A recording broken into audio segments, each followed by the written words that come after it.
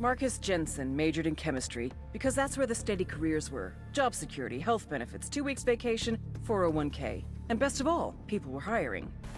Marcus got recruited right out of grad school by La Gringa. Sheltered guy that he was, thought he was getting a job with the SB Corporation, a multinational pharmaceutical company based in Bolivia, which, of course, it is. He just didn't realize what the product was. But when he finally figured it out, he decided it didn't really matter. He's making more in 1 month than his friends make in 5 years. And best of all, chicks. So many chicks. Almost as important, for the first time in his life, he's getting respect. La Gringa stationed Marcus at the Chemical Institute in Libertad province. Over the past 3 years, he's been teaching cartel members how to produce high-quality cocaine. True, most of these idiots never made it past the 2nd grade, but it appears they finally found a subject they're passionate about. As for Marcus, his rationalization is... Look, someone's gonna make the cocaine, someone's gonna make the money. It might as well be me, right? You are right, Marcus, just not for much longer.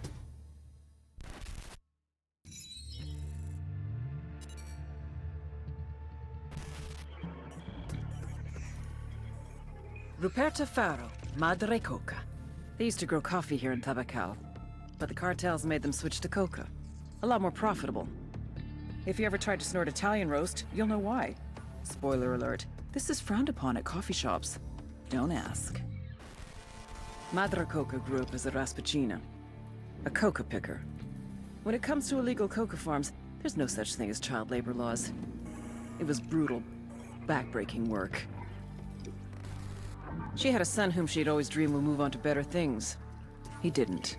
Young Pablo died from a coke overdose. How does a mother who grows coca deal with growing the product that killed her own kid?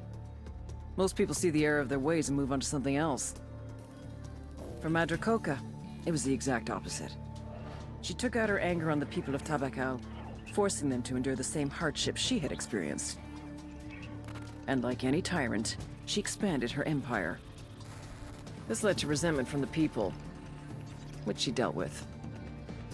With the backing of El Yayo, she became a very powerful woman in the cartel. A new twist on an age-old lesson. You don't fuck with mama.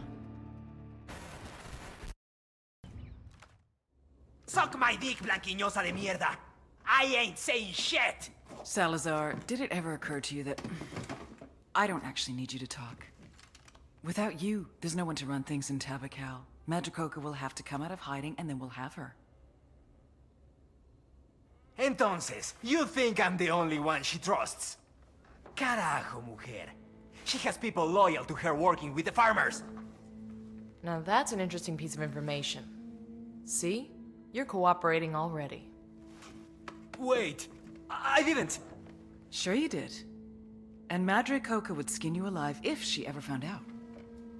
Give us some names, Salazar, and we promise this stays between you and us. If not... Dale pues. Okay.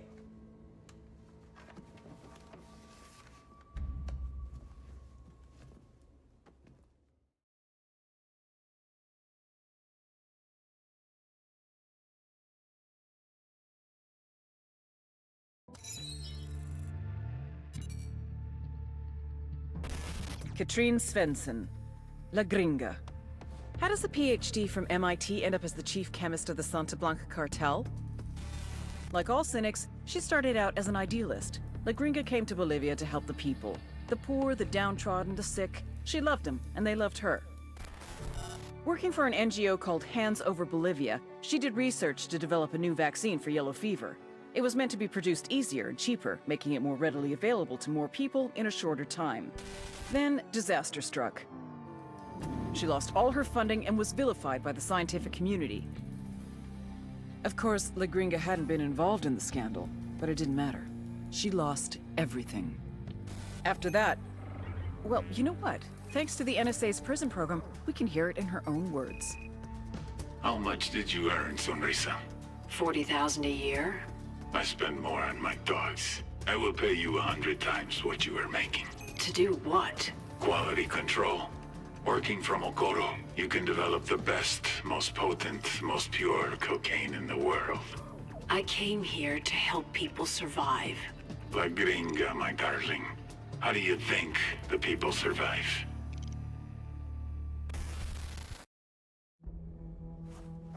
Ow! Oh, God! What are you doing to me? It's called tactical field care. Stop being such a pussy. Ow! Oh, God! Here, Open it. Open it. her extract is 10 minutes out. Oh, fucking hell. I'll be glad to be rid of this whiny bitch.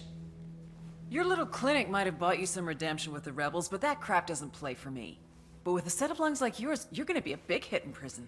Why don't you just let me die? The thought had crossed my mind. But 5 years from now, 10, hell, maybe even 50 years from now, when I'm so old I can't even wipe my own ass, it's gonna make me happy to think of little mousy La Gringa and all those nasty friends she made in prison.